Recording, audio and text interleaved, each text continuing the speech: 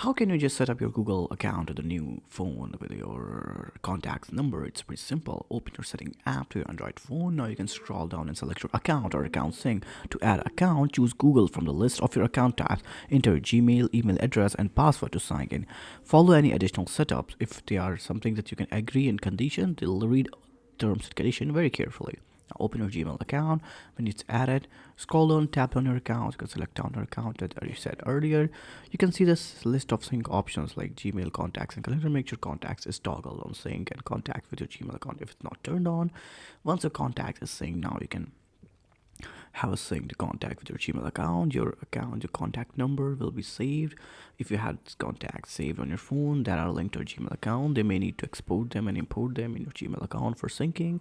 If you're using dual SIM device, ensuring that contacts are stored in Google account rather than SIM card that's synced correctly across devices.